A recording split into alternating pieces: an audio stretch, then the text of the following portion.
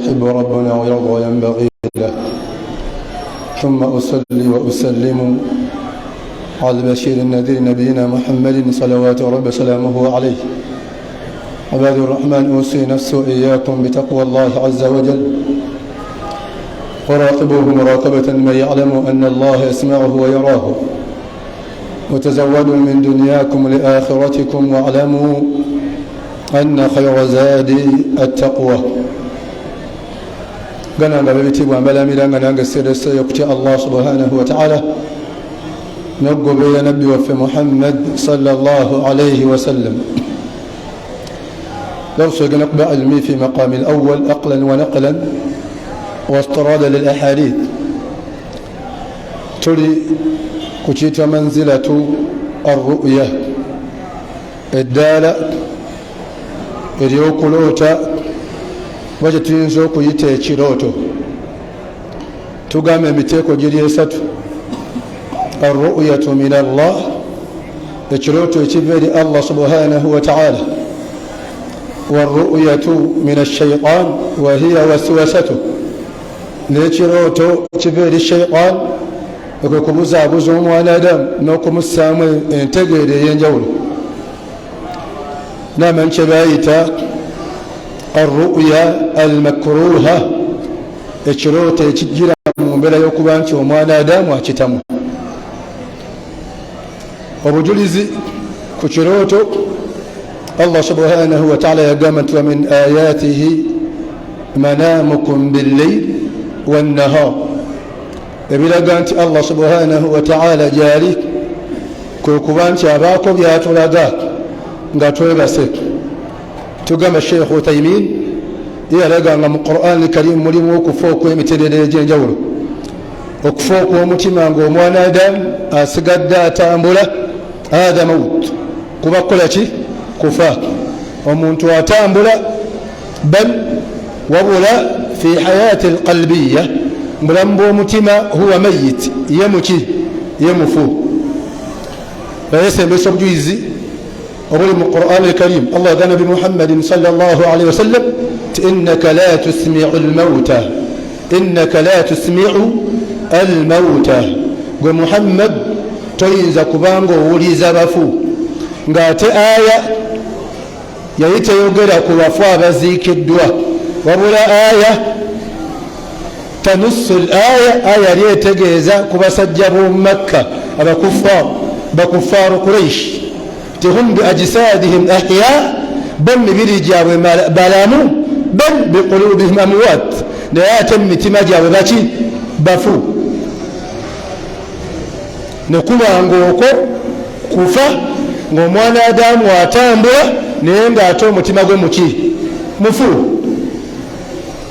wajja omuteeko ogw'okufa kyeyita mawutu assughra okufa okutono kwekuba nti omwana adamu naim yeebase wamukuba nti yeebase yagamba nti yantaqi ruuhuhu min makan ila makan kwekuba nti omwoyo gwe Allah agutambuza okuva mu kifo okudda mu kifo ekiki ekirala kyebayita mawutu assughra okufa okutono nga yesembesa obujulizi obugamba ti wahuwa alladhi yatawaffakum billayl huwa alladhi yatawaffakum billayl ويعلم ما جرحتم بالنهار. الله يابت وبد وبوشنا نعمني مواكوز وبد وبوشي وبمسنا ثم يبعثكم فيه ولفن ما متوا مبزغ لابد زمم ولنا بالشموشنا نوجه ومتيكو غوكسة وغيتوا الموت الحقيقي وكفوك وابوليجو وكفا وكوابوليجو إلو كنا مدرة وكل مؤاية قامت قل يتوفاكم ملك الموت الذي وكل بكم. السلام عليكم. بنتو يبي أبو جلزي wadde obujulizi omububa buzito naye tukkirize nentegera abamanyi n'amateeka ga Allah gatuke ku mitima tulife nakade bange okufa okw'omuntu okuba nti mulamu mubiri naye ng'omutima gwakola ki gwafa aba ayafuuti okufa huwa mayit aba mufu wabula fi hayati alqalbiya mulamu bw'omutima innaka la tusmi'u almauta wala tusmi'u summu ad-du'a idha wallaw mudbirin toyinza kubanga owuliza bafu ayogera ku bantu b'e Makka al-aya tanussu an kuffari Quraysh ayogera ku basajja bakuffaru abakoresha ab'omu Makka etoyinza kubanga owuliza kiggala wabanga kubya amaki amabega wama anta bihadi al-umri an dalalatihim imam aya bwetyo weri era ne wajja okulaba nga kutegeeza hidaaya nga si kulaba okwokuloota gwe Muhammad toyinza kubanga olagirira oba otereeza oba oluŋŋanya muzibe nti yita wano toyitawo ng'abuze kulwokubanga olwedde abatakola ki abatalaba era aya eyogera ku muntu okuba nga ama muzire fi hayati alqalbiya ku maaso g'omutima wabula teyogera ku bwa muzire biainai ras teyogera ku maaso ag'oku mutwe wakadhalik alaya tanussu an saman aya eyogera ku lwa kiggala ngayogera ku matu ag'oku mutima wala tanussu aya teyogera ku saman obwa kiggala obw'oku mutwe. Assalamu alaikum. Tuli fenna tuli mu kibayita arru'ya ekiki ekirooto. Ebiseera ebisinga tusobola okuba nga tulema okutegeera Allah subhanahu wa ta'ala nga tuyina kulaba kwa maaso wanga tulina kulaba kwa ku mutima. Allah yalabisa abaana Adamu nga balabisa n'amaaso ag'oku mutima nga beebase nga mwoyo gwe gukola ki gwe gutambula. Kati oli ayinza okubuga nti sheitaani embuzi etya oba empundira etya haramu n'afuuka halal, kuba sheitaani eyina ekitundu kyekonekitingako mu butonde bw'omuntu ekiyitibwa khannas. Ekyo batya khannas ke katundutundu oba bwe busagwa oba ye kaadi sheitaani gyereka mubiri gw'omwana Adamu ng'emaze okuyita mu kamwa ka nabiyullahi Adamu tufenna n'emuyingiramu yenna n'emufumira mu kamwa n'emugamba nti ana ajiri nze ntambula nkutambuliramu fi jasadik mubiri gwo kaddami ng'omusaayi. Rasulu sallallahu alaihi wasallam natuga nti inna shaitan mazima shaitan yajiri etambulira fi jismi ibn adam majra ddami mubiri gw'omwana Adamu nga woolaba omusaayi. Twadde masala ku umma house mbakulisa mwena ababaddeyo nga shekhe abijja mujja kusoma ekitabo kibayita alamul jin ensi y'amajin jabawe reference kubanga abasinga ekyamusoma ekitabo kitwabaddemu ekiyitibwa mu'jizatu al-ilaj bil-Qur'an mwongereko n'ekyoluganda ekiyitibwa enkuluze y'eddiini eya Buganda. Nkuwadde ebiri mu Lwarabu tufenna ekyo nno kiri mu mitwalo 5 kyawandiikibwa omusajja ayitibwa Profesa Sekamwa. Yatematema bulungi nnyo eddiini mwattu eyaffe eya Buganda etambula etya ne bakatonda n'abasengeka n'asengeka n'emikolo egikola kiki egikolebwa. Agala otegeeraawo osobola okusoma ku nassaamu n'ebika by'ebyoto n'ebika by'amannya ag'enkizo n'emizo byonna byoyagala. Njadde mbawo reference bidini rahman kiri mu Luganda bulungi nnyo ate mu bookshop gyekiri enkuluze ey'eddiini eya Buganda. Ekigambo nkuluze mu Luganda kitegeeza nga woona ogamba dictionary marji' waliwo mu sharia kyebayita ummahatu al-kutub bamaama b'ebitabo byonna fattegesa Bukhari Muslim tifenna tuna bitabo bya aqida Fathul Majid wafata ummahatul kutub kati ebigambo ebitabo ebyogera ku aby'ennyimba biki byonna gyebiri wabula ate yasinga okuŋŋaanya ye yawandiika ekitabo ekiyitibwa enkuluze y'eddiini eya Buganda yenno yassaamu n'obubaka obw'ebyobuwangwa bwayitirawa yagamba kintu yabeera ku kasozi akayitibwa Nnono n'afuna amateeka ge tuyita ebyobuwangwa neki n'ennono ng'ani agamuwa Katonda nga yagamuwa. Yegenda osome obulungi bi'awnihi tabakala ojja ssanga ekyafaayo kissa eyo mu kitabo ekya Dr. Professor Sekamwa omujalladi guli gumu gwokka ke yakola yingirako mu peegi awo nga 42 biidhni Rahman kategerekese insha Allah. Kati omuntu atambula wabula nga mu kutambula atambuza muki mutima oba omwoyo. Era mu Qur'ani aya egamba nti fa ayina tadhhabun, aya tetegeeza kutambula kwa bigere, etegeeza dhahab okutambula al-intiqal ar-ruhi, okutambula kw'okwagala kw'omutima oba okutambula kw'omwoyo. Assalamu alaikum. Fa ayina tadhhabun, tekubuuza aya nti olaga Masaka, nedda. Liman shaa minkum ay yastaqim, ayagala mumwaterere, ayogera kutambula kwa mutima gwe kikyosinga okunywa mu mutima gwo oba oyina kyosinga okwagala osinga ebya Allah subhanahu wa ta'ala. Ayogera kutambula banya tafsiri basawo qawlu ziri bbiri.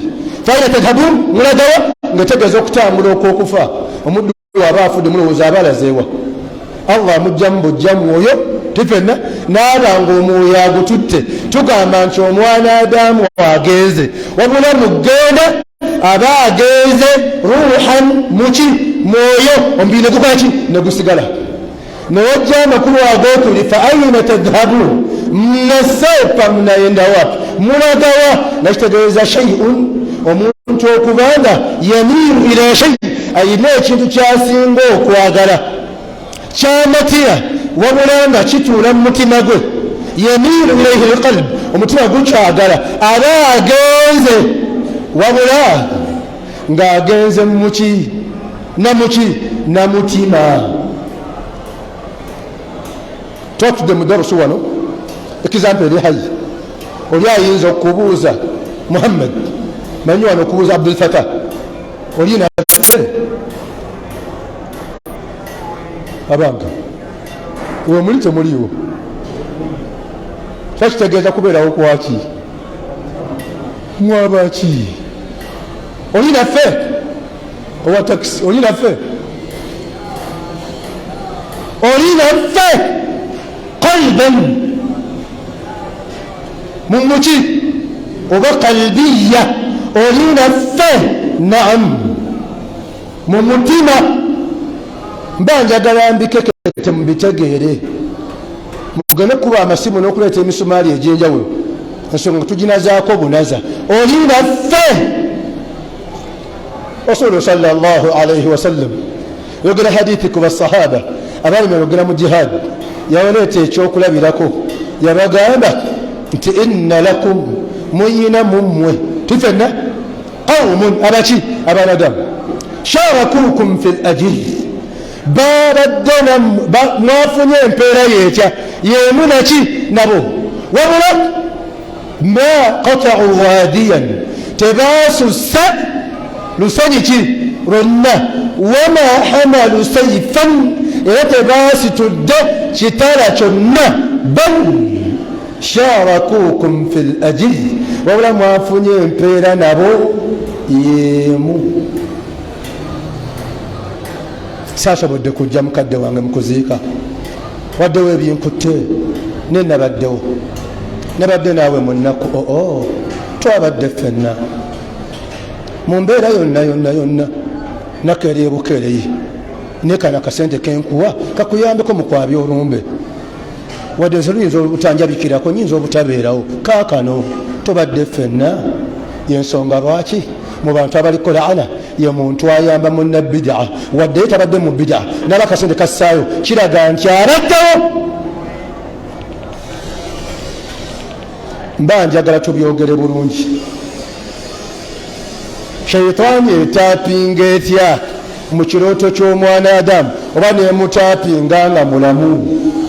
Allah yagamba nti ash-shaytanu ya'idukum al-faqra.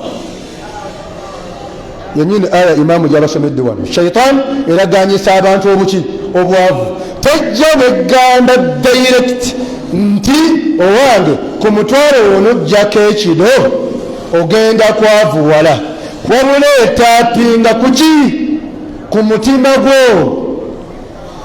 Kyekimu n'omuntu okubanga waali physically morphologically tugamba nti oyo Muhammad, tukulaba your body your person kama toli muntu tukwa mubiri naye ate mugwe munda osobola okubanga oli kirala, kubanga omuntu alinga kyebayita two-sided coin, afaananga coin ekinusa kirina sayidi mmeka bbiri. Shaitani weevaawo oba mulala kyekiri kyogamba omwana Adamu, naye gwe ontegeera bulungi. Linda kennaakulaga kkala yange entoofa. Kitegeeza ejjinyo ligenda kuvaayo, Shaitani egenda kweyubula. Wali obadde oziiraziira kati ogenda kuzibukuka, ogenda kwesusumbula, ogenda kweyubula. Ontegeera bulungi. Ojja kundaba mugambe oyo mugambe tantegeera, nze Abdul Fatah Matovu ajja kuntegeera. Assalamu alaikum. Allah kyategeeza mu Qur'an Karimu naga min aljinnati abeerawo ku ngulu ng'atudde mu darus nga muntu, wabula nga yenna ate obulamu we munda Shaitani yamusalako dda. Kyova olaba Ibn Qayyim yaleeta kye bayita baabu almaiyatullah, omulyango gw'omuntu okuba nani ne Allah, taba naye nti atudde wano kumpi kuwa na Allah kirohoroho, si kuwa naye kimwilimwili eti Allah ameka naawe mpembezoni, ti Allah atudde naye wano ku sayidi. Nabiyullahi Musa ogamba nti inna ma'iya rabbi sayahdin, ndi nani? Yali ategeeza ndi naye ruhiya wa qalbiya, munda mutima muntegeera mwoyo, wabula si fizikale. Yenna omuddu yesigamidde Allah subhanahu wa ta'ala tekuba kwesigamira Allah bwe kuti nti neesigamye. Kyemugamba aya kyetegeeza waman yatawakkal ala Allah fahuwa hasibuh. Aya etegeeza atawakkul, okwesigamira Allah, kumtegemera Allah kirohoroho namuki na mutima. Qawlu egamat annaasu niyam, abantu beebase idha maatu intabahu, we bafa nga bazuukuka. Annaasu niyam, abantu beebase emitima giriko n'engeregeze gifuse ne we gyebase. Idha maatu intabahu, watu walishasinzia wako mlalani, lakini wakijiwa na umauti wana amka na kusisimuka. Abantu kasema wafa badaki engulu biqawli la yagant alqulub niyam, emitima gy'abantu gyebase. Oba ntegeerekese okufa kwa miteeko emeka? Esemeka? Esatu. okusooka oba otambula naye ng'oli muki obuli muki mufu. Okwokubiri oba weebase naye ng'oli muki oli mufu. Okwokusatu oba ofiiridde ddala ng'oziikiddwa. Lwaki kuli okwebaka otayimini yakuyita mawutu assughra, okufa okutono, kubanga omwana damu waba yeebase la yadri aba tamanyi maadha yajri ki ekigenda mu maaso wamaadha yahduth. Kati mutulo wennyini awo waliwo information ya miteeko emeka ebiri kyebayita arru'ya min Allah, ekirooto kivudde wani, warru'ya min ashaitan, nekivudde wani wa shaitan. Ru'ya min Allah, omuntu wakufuna ekirooto okuva eri Allah subhanahu wa ta'ala kyebayita ekirooto nga kirungi. Hadith egamba nti asdaqukum ru'ya, asdaqukum alhadith, abasinga okufuna ebirooto nga biki nga bituufu. Mumanye nti mwana wattu n'ebiga bimuvamu biba biki ebituufu. Malama z'ekiyama wagenda kubanga tewakyali afuna kirooto kiki kituufu, kubanga abantu bajja kuba balimba.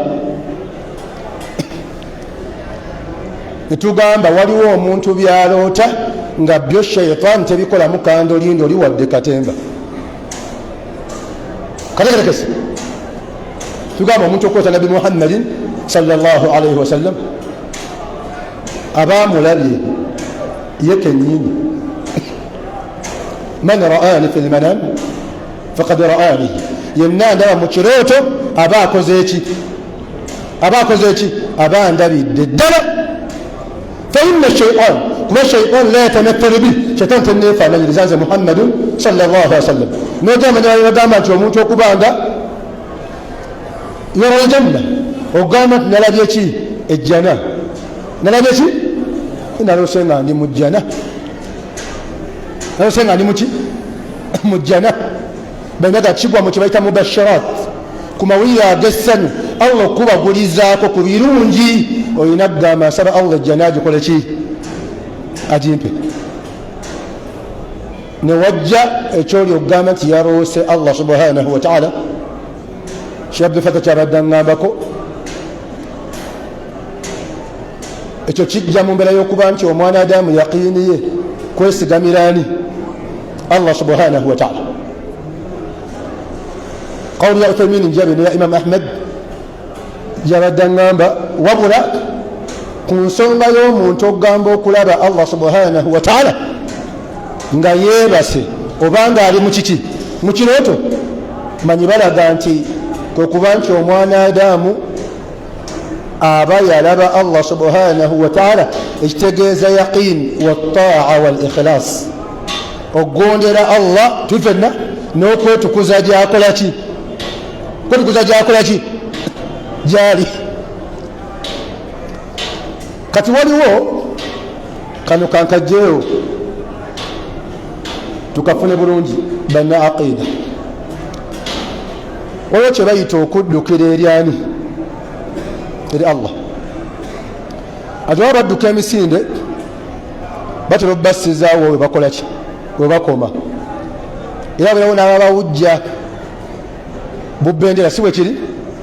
Bani abaganya agenda okudduka Hasani Karuma agenda kudduka nani emisinde, agenda kudduka emisinde egy'amanyi Hasani Nyanzi newanika nga kuliko amannya gaabwe.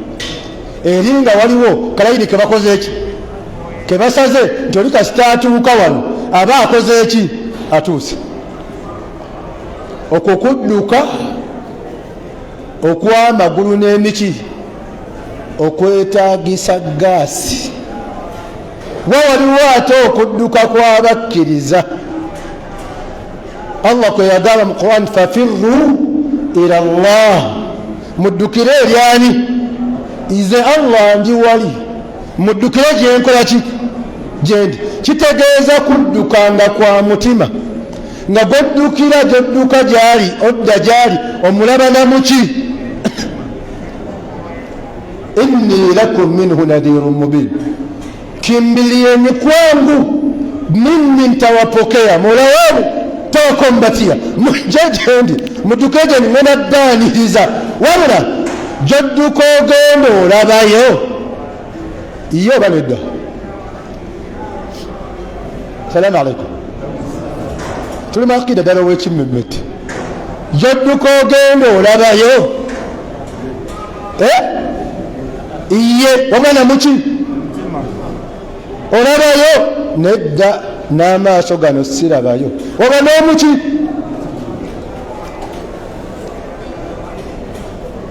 oba katerekesa bulungi fafirru ila llah nassamu emiteka ifiraru suada firaru ashqiya si darusu yaffe njadde balaga wabulaga muddukire eryani ila allah subhanahu wa taala.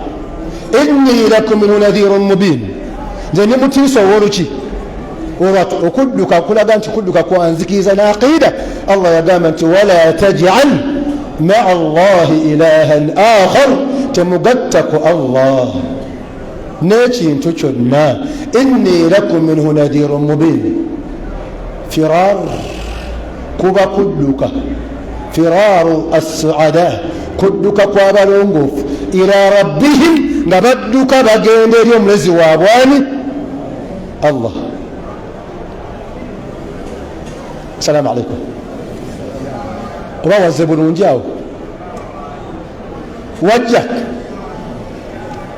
kati okutaapinga kuno sheitaani essaamu ekyoyooyo n'ebirowoozo ebyenjawulo neebanga ekuloosa ebitakola ki ebitaliyo. aya egamba nti ashaitaanu yaidukum alfaqra, sheitaani eraganyisa abaana adamu obwavu, etya yesindika message netaapinga kulayini eri eri munda mumuki mu mutima, era kana mutera okukafuna. puya nina emitima ebiri, kwana bagaa nze sibuulira nsomesa, ze sibuulira tusoma kitabo bintu byategeera butegeezi. omutima ogumu guŋŋamba ŋŋende mu nkuuka nfiireeyo ekiziiro, oba nfiirire omusite, nfiireeyo omwaka nga gubwatuka nange mbwatuke. otemulaba ku bintu by'abantu ebyokugamba nti oba onaakuza birthday oba mwaka.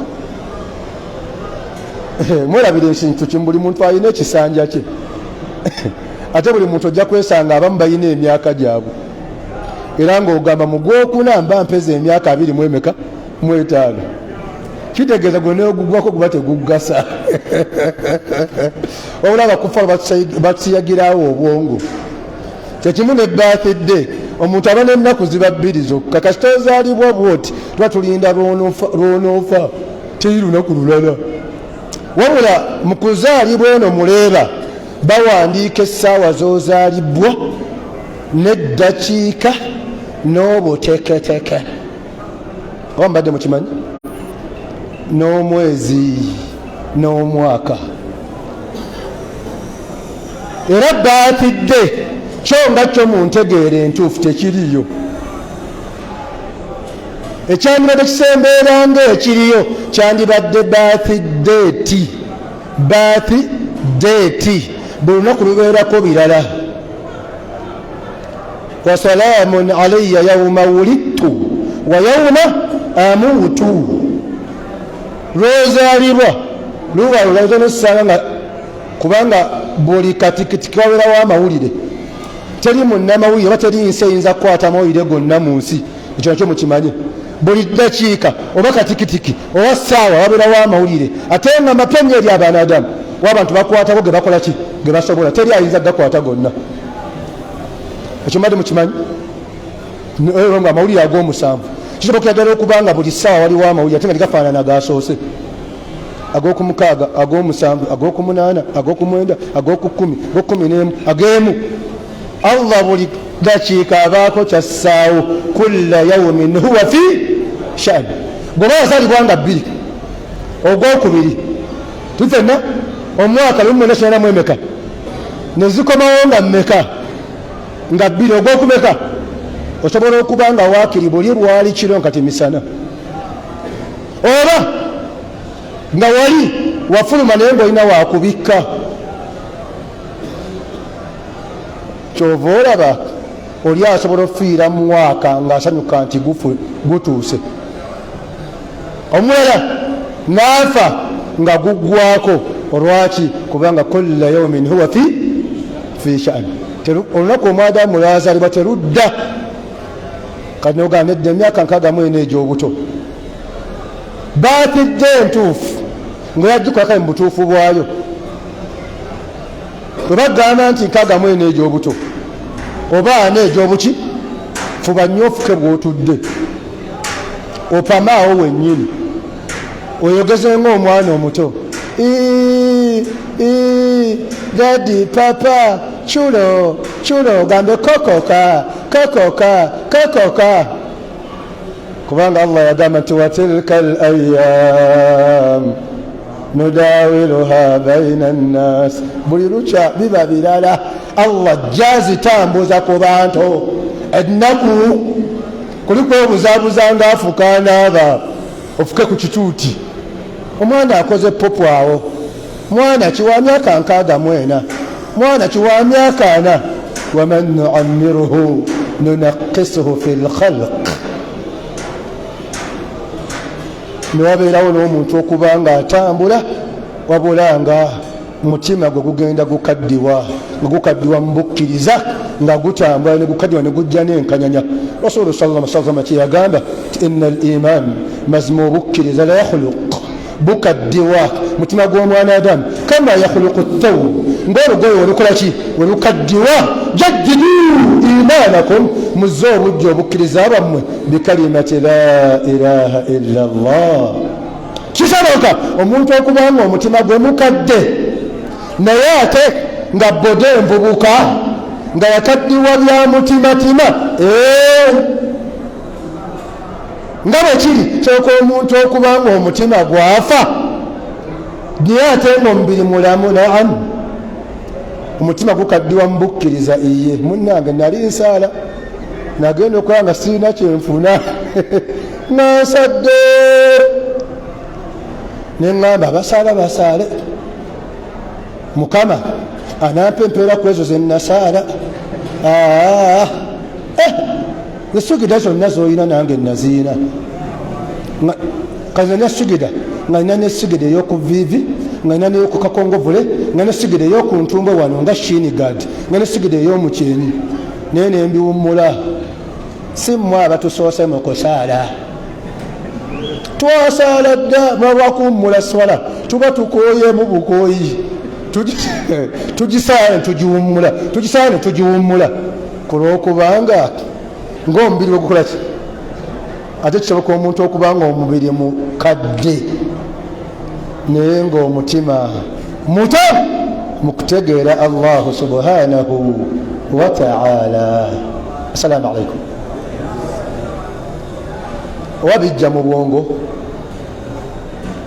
otulabanga y'oli agamba nti munnange nze nkolako byensobodde. Kale musomesa ku sunna ezo n'okuba nti ennyimbe muzigaana naki atayinza kukola by'abasahaba byonna. Bali baali baawulemu. Kalima ya shaitaani ereese obwongo esiyaze bwona kuba akaki akali. Tayinza kukola bya sahaba badde bannabbi mulimba, tayinza kukola bya nabbi byonna kulwokubanga yo shaitaani efuuyira akagalo buli kaseera okubanga ekaddiya enzikirizayo okukkiriza kwe eri Allahu subhanahu wa ta'ala. Mwadamu abeerawo nga tategeera biki Allah subhanahu wa ta'ala byamugamba. Kati mubasharat omuntu okulota jjana, mubasharat muwira agasa okukwata Nabi Muhammadin sallallahu alaihi wasallam newajja qawl ku nsonga y'omuntu okugamba ntalabye nga ninga ali mu maaso gaani ga Allah. Kubanga okulaba Allah kuno ku duniya kifahan fizika tekuliiwo, wabula ate waliwo omuntu okulaba Allah nga kitegeeza kumukkiriza ng'obujulizi obujja mu kye bayita manzilatul wujud. Omuntu okugamba nti yafunye Allah nga tafunibwanga ssente wabula nga kitegeeza kumufuna mu mutima. ووجد الله فوفاه حسابه yasinkanyani nga tekitegeeza kumufunanga ssente, kitegeeza okuba nti alina yaqiini attamu okukakasa Allah okujjudde okuli mu mutima, tekitegeeza nti yamufunye nga woonoofuna ssente. yabna adam yamaliza amasagano ne hadith al-Qudus, mwana adamu gwe utlubni noonya tajidni ogenda kunfuna fa in wajadtani faqad wajadta kulla shay, wonooba onfunye ojja kuba ofunye buli kimu. twatonyala tuogeze bwino tubisanuuse bulungi, tuzungumuze kielimu ili tuweze kuwa sambamba na sheria. tuogeze buti muleme kwebuzabuza. omwanadamu gwe nnoonya, si kumunoonyanga ssente ojja kunfuna, wonooba onfunye ojja kuba ofunye buli kimu. ne wajja kye bayita arruya min ashaitan, obubaka obwokuloota okuva eri shaitan, wahiya waswasatu, kwekubuzaabuza shaitan, kwebuzaabuza omwanadamu fil manam, nga yeebase nemulaga ebitaliiyo. amanyi ba iraj me baleeta mu birooto shaitaani byesinga okukozesa mu kukosa abanadamu kwekubanga shaitaani efunyira omusajja omukyala kyemuyita jinnul ashiq, noloota buli kaseera ngaolina omukyala gwegatta naye. omusajja mufuna omukyala nga najjinni bakiyita jinnul ashiqatu, abayina omukyala nga najjinni muyimukosa kizibu okubanga yegatta nono, oba okubanga amwagala, oba okubanga amunyira bulungi, oba okubanga amwetamu, oba okubanga asituka nga agenzeeyo obwerere bwe. ate omukyala aba kyeta jinnul ashiq, abayina sejjinni nga musajja ng'amukolako ebikolwa biba bikolwa emikolo gy'obwegassi egy'obufumbo, era aba tayagala ono, era abeerera ddala ng'ali mu kikolwa eky'obufumbo. assalamu alaikum. ekyo kiriko obujuzi bannailaj n'ebitabo bya aqida ebyenjawulo. ekyokubiri kiraga nti oliko kye bayita amir albayt oba kye bayita jinnul ashiq. sheitaani byesinga okwekangiramu byebyo. ekirala omuntu okuloota ng'ali mu nnyanja, twoga ku biroota biriko obujulizi mbamanyi ba aqida ne bannailaj. tuyifana kale bange oli mu nnyanja owuga biki, tegeza kale bange oli mu mazzi mangi simanyi omira biki, manyi bagamba obeerako ekika kya shayatin, sheitaani ezo eza red top zibayita tayar. amanyi amajinni gali mu kategori ez'enjawulo, wadde abaganda bakitwalira wamu nti lubaale, abanyarwanda wamu nti nyabindi, naye amajinni galina ebika. otwogera abantu kiba kibuna nti baki bantu, wabula mulimu abaganda, abasoga, abanyankole, kalina amajinni nayo galimu. temwaga bayita amajinni ga kifaaru. bwemuku muteeko gw'ebika bya shaitaani oba by'amajinni agalitopa amakambwe ennyo, gasobola okukuba ekyalo kibooko nga buli omu afunye ekibooko 1,000 ate mu ssaawa emu. temugawulira agajjako n'amabaati. salaamu alaikum warahmatullahi wabarakatuh.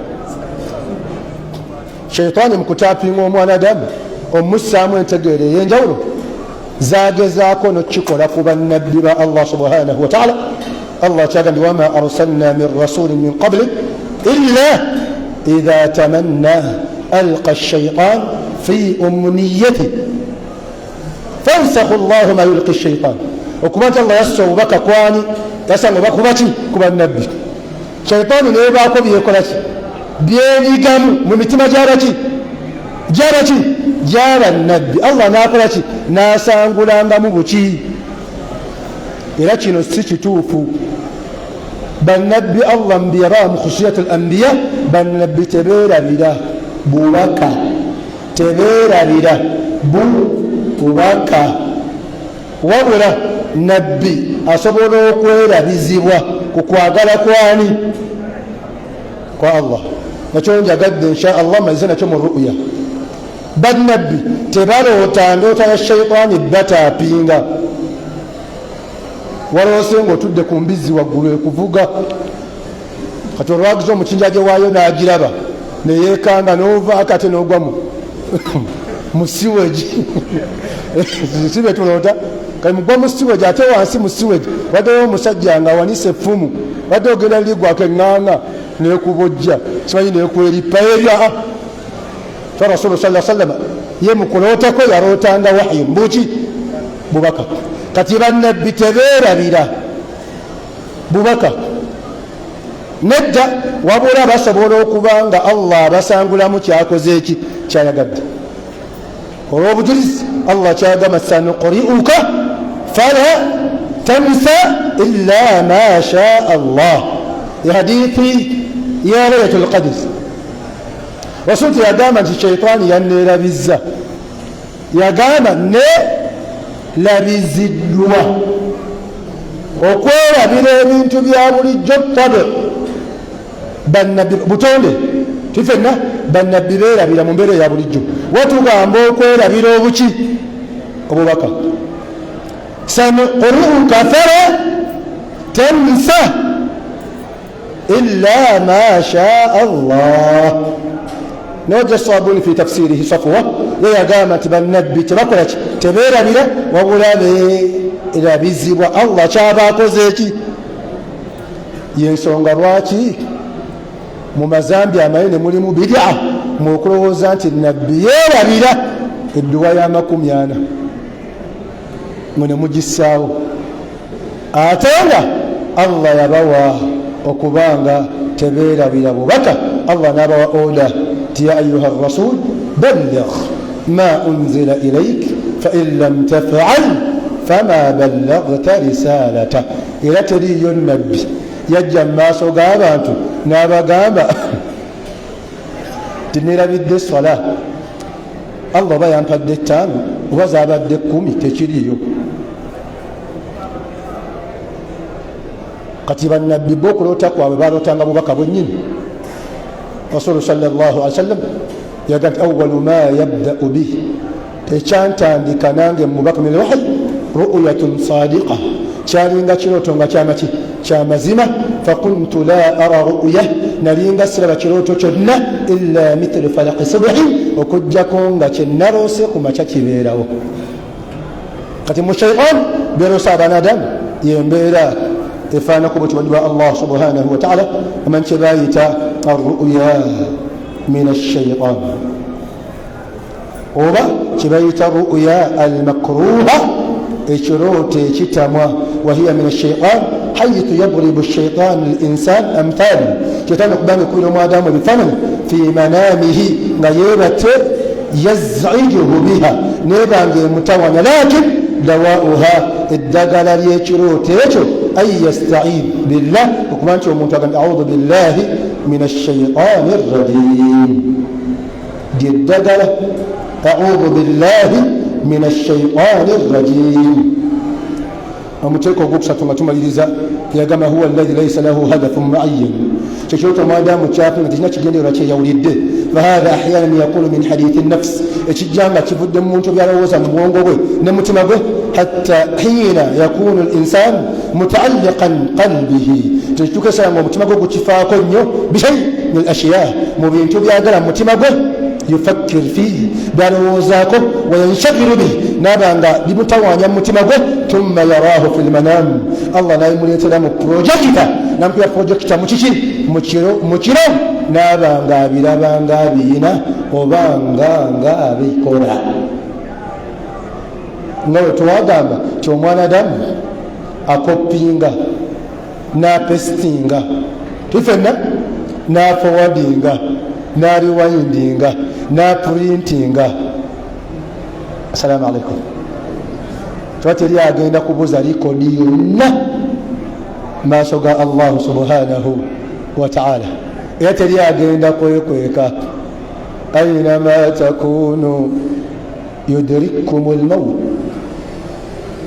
walau kuntum fi buruj oba oliridda oba wekweseewa oli eri Sakabusolo, oli Kalokero bwasandeku, oli Mannyo Gaseka, oli wansi w'omuti Nakayimu oguli ku lw'emiti yanoosamira ayina ma takunu wonna oli Allah akunyigira obucungwa yudrikkumul mawt walaw kuntum fi burujin mushayyada n'obanga oli mu kintu ekisaanikire kitya era ne mukuzuukira bwe kigenda okuba. Allah agamba ati ayina ma takunu yati bikum Allahu jami'a, yonna gy'onoobuude muliriddawa Allah agenda baleeta. Omutego ogusooka tekyoto okuva eri Allah subhanahu wa ta'ala ekigo tuyita mubashirat. Omutego ogwokubiri tekyoto okuva eri shaitan okuba shaitan ezanyira ku bwongo bw'omwanadamu n'omutima gwe oba okumukozesa ebitaliyo ekiraga nti omuntu aliko mas oba aliko shayatin. Omutego ogwokusatu kwe kuba nti omwadamu Allah amuteera projekita oba afuna byennyini n'aloota byennyini nabiri mu bwongo bwe nibyabadde alowoozaako nibyabadde asuubira baddu ba Allah subhanahu wa ta'ala. Nabi Muhammadin sallallahu alayhi wa sallam yagamba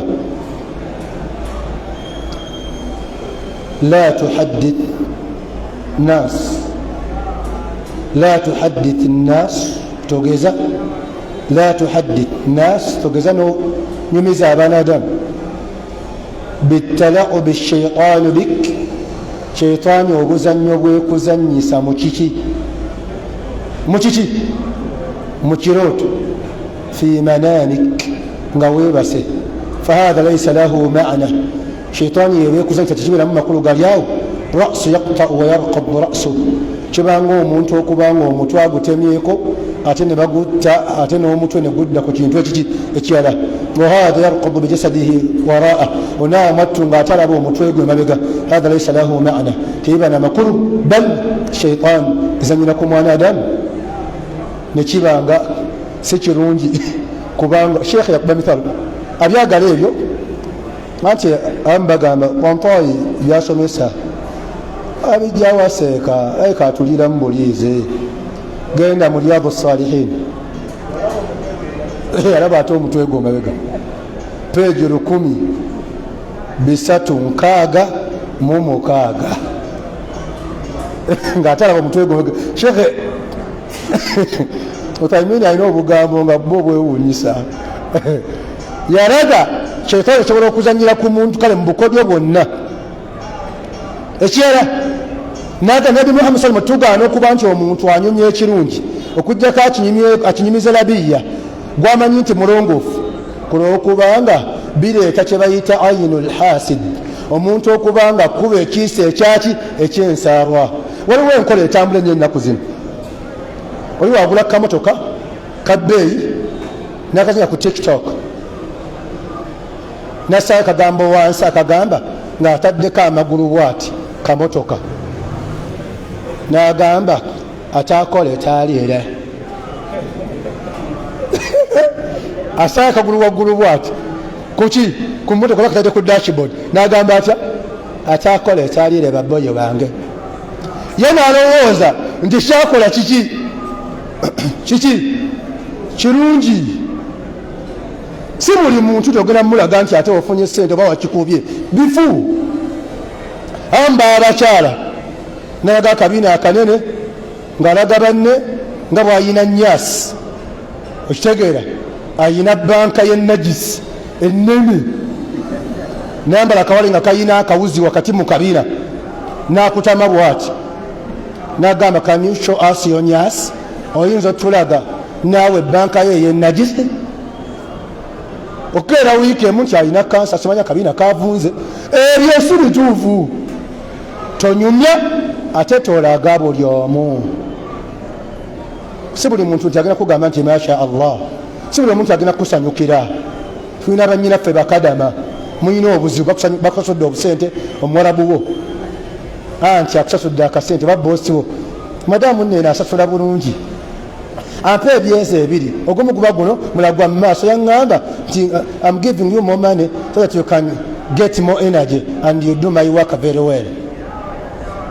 N'akassaawo nassa ssente ku TikTok oba ku video nassaawo ekigambo ekigamba olyanga montoyoso kati enkeera bayita obwezi gumu amajini gamukuba bosi nange ngolinga atakitegera atatategeera bulungi gende wammu mu kyalo otemere embuzi omuddo otagenda okulongoosa ente bwefuse si buli kimu nti bagenda kyogera ese buli kimu nti bakiraga wano rasul sallallahu alaihi wasallam ayigiriza basahaba naffe buli omwogera munyumiza kyewaloose era buli omwogera mulaga kyewafunye twa nabiyullahi yusuf ku kitaawe ayitibwa yaqub amala omugamba nti inni raaitu 11 kaukaba nabyo munyenye 11 washamsi walqamar nenjura n'omwezi raaitum li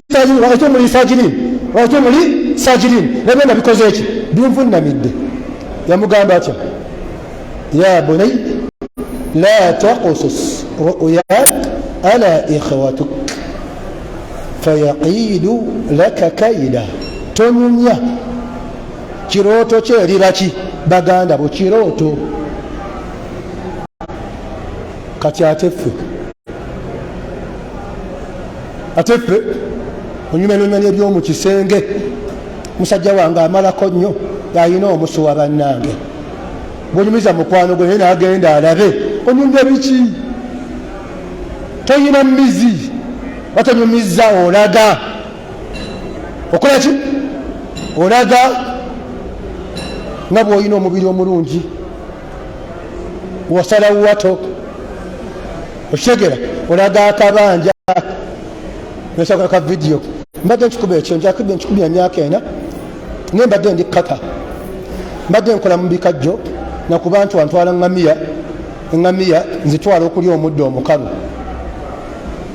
emyaka ena bino byenkozeewo bakazi bannange mube nga nze mbwoyo bamuyita motivative speaker mbwayogera nazzaamu amaanyi olagaani musiraamu bwomwogesa zzaamu amaki eno mu sunna nne yaffe ey'obusiraamu omuntu bwaloota ekirooto nga kirungi tufenna asayira akammeka nasaba allah kimukola ki waloota nga kibi tufenna era asala mmeka nasaba allah kimukola ki oba takisobodde ekyakola atya akyuka sayidi nawanda musuku sayidi eyaki ne sayidi eyaki eyaddula enjigiriza mwana gwe naloose ekirooto nga kiri sweet kyeka mukama ayina kyandaga abantu balina katonda waabwe nange ndi mwabo nose nga afunye omusajja nga mulungi nga tevuga mu Range Rover Sport baganda bange la taqsus ru'yak ala ikhwatik fayakidu laka baako nenywa buugi nga nkalu gisiiringe si buli kimu nti ogenda digiza omumwago okinyumye oba okisse ku TikTok oba ogambye buli omu nedda kati waliwo enkola nga si ya TikTok enkola edala eba yaki ya status riyak one bidia yatandise okusaasaana ennyo nembasalafu mungi nnyo wagenda okukola hijja nga akwata ka video ng'asibye bulungi hiramu eyita mu nkwawa byafuuka byakulambula bulambuzi n'akasukayo okitegera n'akasuka ka video n'akasuka ki akuba ekiwaji basiramu temukimanyi nabi Muhammad sallallahu yayogera ku mirimu gisasi n'okubanga gya bbeeyi gyemirimu omwadamu gyakola nga myeki mikusike nga gyakyama ate girimu okweraga Allah agijjamu baraka tolina gwosomesa mikolo gya hijja kumba taba mutawafu kina kuba mutawifu toli muki mutawifu okitegera nga tuli mu Uhudi bannange nososera olunyika luliko amayinja batugamba wano nabbi owali gazuwa bane wali olutalo wano mulabawo katugenze wano abamu temukoma kwekyo mwekubira selefi muharam oba wagenze kukola ki oli muharam almakki oba haram almadani oli makka oba maki madina nokuba selefi nosanyalaza amannyo noweewogoma nga baasi gweyitako oba ali mu jjaamu ayita wane waffe mu kisenyi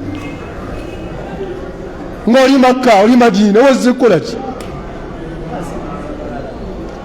bagambe bugambe basse mu dduwa ezikkirizibwa ku haramu kwekoowoola saba Allah gundi omuleeteko wano saba Allah Ibrahimu omuleeteko wano niyo obudde mwasamye edduwa nsobola kusaba Allah subhanahu wa ta'ala oli muselefi ibada ne zifa bannange amalu sir emirimu gy'omuki gy'omukyama Allah agyagala nnyo njagadde kumaliza na nsonga eyo bagamba bannange temwemulisa nnyo mwandifuna obuzibu era si kirungi kwanjala nakulaga buli kalungi kokola ki koyina kubanga enswala ekola ki ebeerawo Allah kiyagan am yahsuluna nnas ala ma ataahum Allah min fadli banga bakola enswala ko ebyo binga Allah byawadde abaki abaana adamu sotuman nisa toyogera nnyo buli kimu nemaze okugula akamotoka kanyaga matu nga ziye edduuka lyange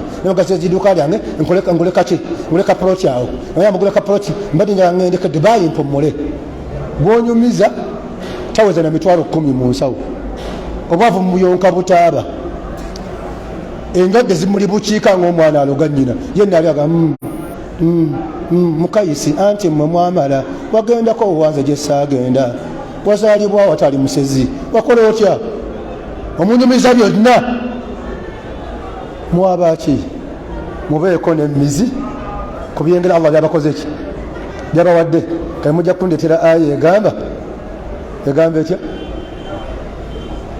amma binicmati rabbika fahaddith aya eyogera ki etegeeza ki tekubagana na hadith etegeeza ki ku ebyo assalamu alaikum amma binicmati rabbika fahaddith etegeeza ki tugana hadith tunyumya kubyengera ki assalamu alaikum tubinyumya mu nnyumya ki gundi ganti edina kino barakallahu fi kuba erisooka tuli mu tafsiri katono nyagadde mpeteko katono amu aya mugitukozesa mugamba gundi nti nazimba Masaka nezimba Kabale nezimba Bukiga nezimba wa omuntu okwogera ku byengera bya Allah batya mu ngeri ki kuba erisooka lyeri okukozesa ssente mu haram mu halal tifedna zo ziba olwedde kiba ekyengera kimaze okweyogerera twakuzimba toyi nowaayo akakadde naye togambye nti nina ssente tifedna omaze okwogera ekyokubiri ashukuru mukola ki mukwebaza munnange mu bantu bamanyi okunyumya balowooza nti okunyumya ku byengera kunyumiza muno tina kino nekyo nedda okwebazaani Allah n'ekinga kyolina ekyobulamu kirabika alhamdulillah kyengera kyobusiraamu kirabika alhamdulillah ndi musiraamu gwomanyi nti kutuuza gundi n'omaasa ssente n'owa gundi temulaba enkola yakufalo gye baleese kakande yabagambye $5,000 omukisa gw'omwaka ate oziwera ssaawa 6 guba guweddeyo Allah yatuwa obusiraamu abantu ne bakuuta obuni obutoota musana kitegeeza akabina nti kwako musana ne basiraamu ne bahaaji bwe munaatwala 5 bamuwa mwabaki bwe mulimu oziwera ssaawa 6 guba guweddeyo omusiraamu nno mwattu abamugezi amanye kyessaawa yonna agenda sisinkanani Allah subhanahu wa ta'ala kozesa ebyengera Allah byakuwadde mu halali ekirala mwebaze si kunyumya byokola ki byoyina wa barakallahu fikum wa nafa bikum wa kattara min amthalikum assalamu alaikum wa rahmatullahi wa barakatuh